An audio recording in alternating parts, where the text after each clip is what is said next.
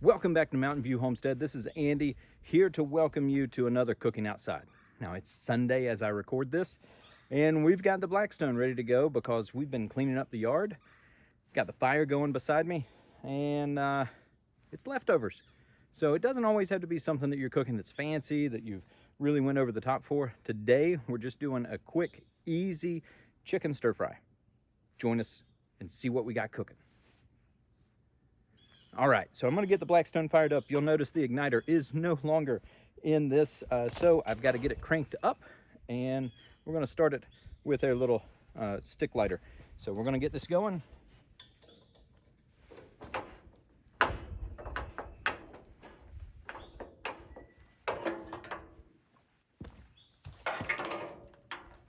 right, flames on, gonna let it get hot, and then I'm gonna clean this up and get ready to be able to cook. All right, we're gonna get this ready to go for it.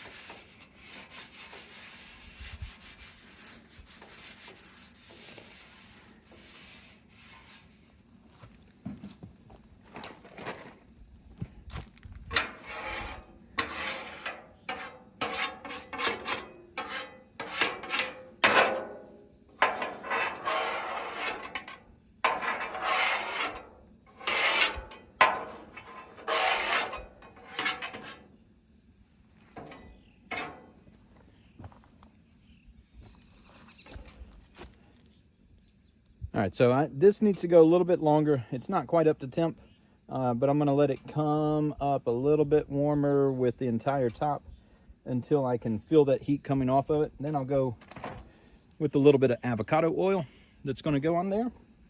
So that avocado oil is just right here. Get it to focus, there we go. We're gonna go with a little bit of avocado oil on it after that, and we'll go ahead and get our stir fry going.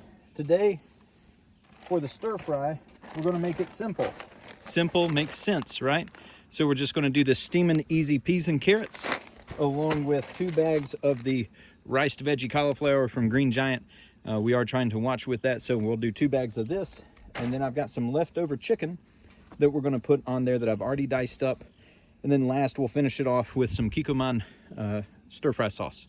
So that's what we'll finish that up with, is just that sauce. And it says simply, pour and stir.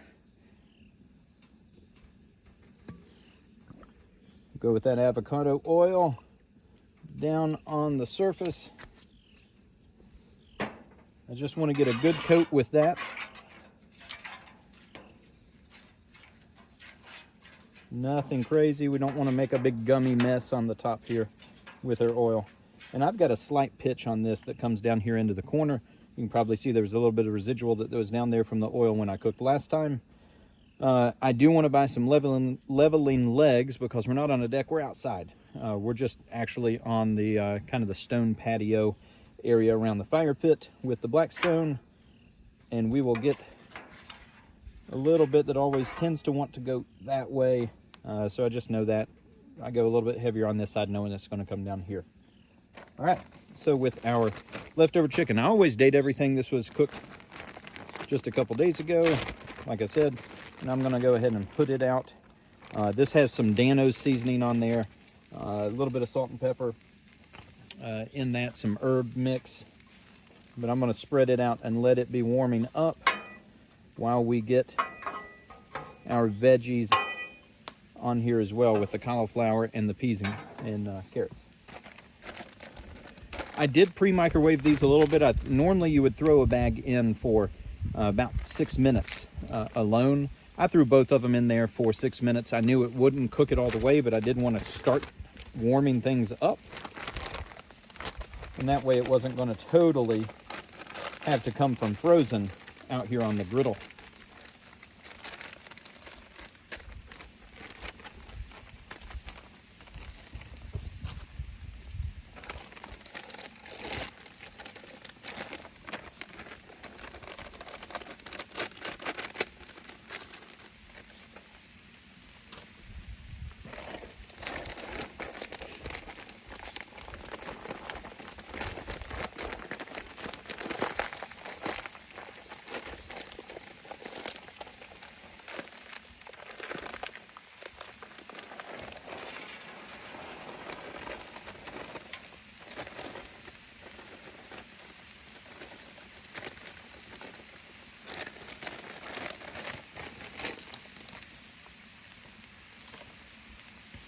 Now, if you want to cook something up nice, you could go ahead with your peas and carrots, regular rice, or this mixed cauliflower rice. If you're going to do regular rice, you would ideally like to cook it that it's been cooked before and sat at least 12 hours in the refrigerator. It's just going to help it not gum up and want to stick all together.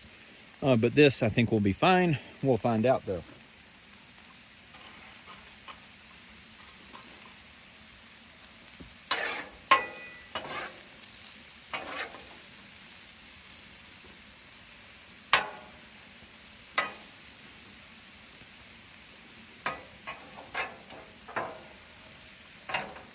Now, the nice thing of cooking with leftovers is the fact that I'm not having to go through and get all of this prepped up, make sure that it's going to be cooked all the way to 165.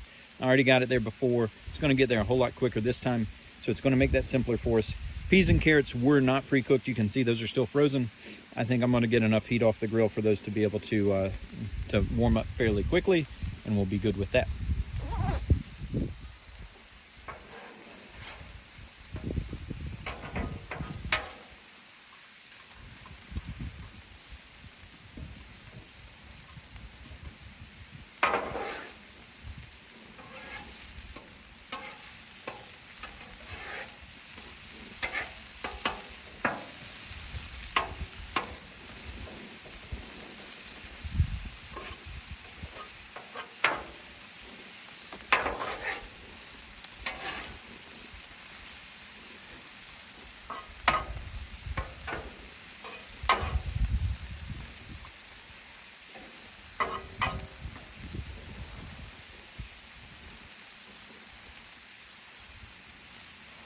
All right, we're looking good with this.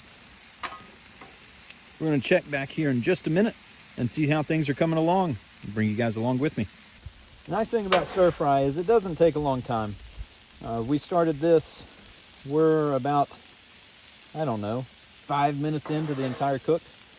Coming out here and getting everything on the griddle, getting it fired up. I think starting it took the longest time because with that igniter out, which I'm going to just order. This has been a great griddle. We picked this up off the Facebook Marketplace when we lived down in Orlando, Florida. I think we paid $100 for it. And I would really like to get one of the new ones, but I just can't justify. There's nothing wrong with it. I bought a lid that I put on it.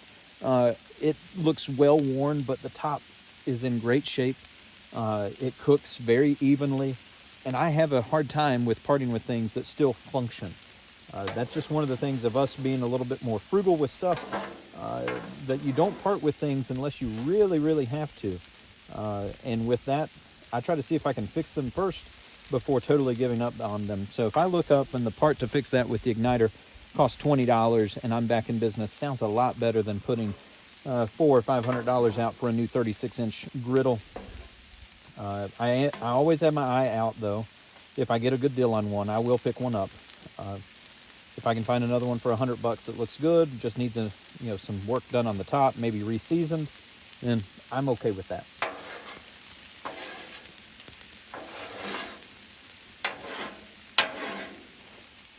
We're going to fold all this together, be able to get that total chicken stir fry.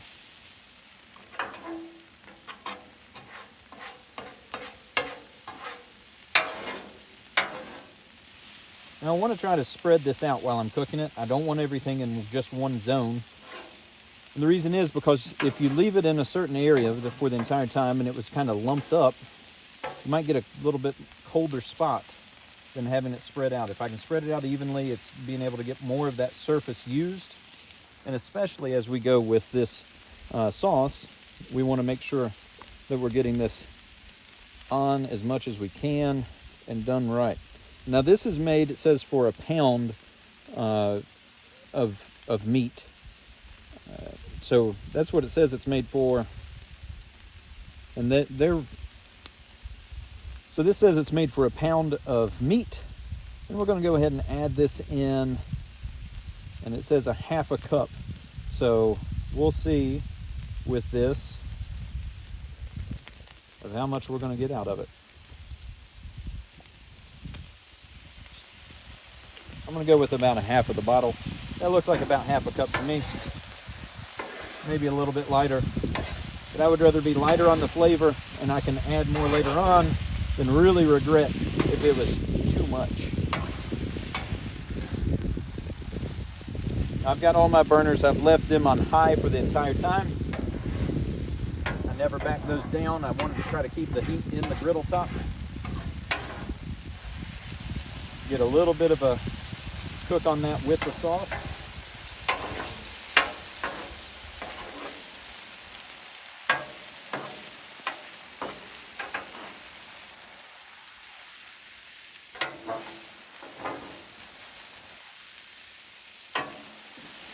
Let's get in here and look at that. There we go. There we go with our quick leftover chicken made into chicken stir fry. About 5 minutes on the Blackstone Griddle, and we are in business. Hey guys, thanks so much for watching. I enjoy being able to share videos like this with you. Quick cooking outside, enjoying your time, being able to enjoy your homestead. If you like this video, be sure to give it a thumbs up. Hit that notification bell so that you never miss an episode. And like I always say, love your life, love your homestead.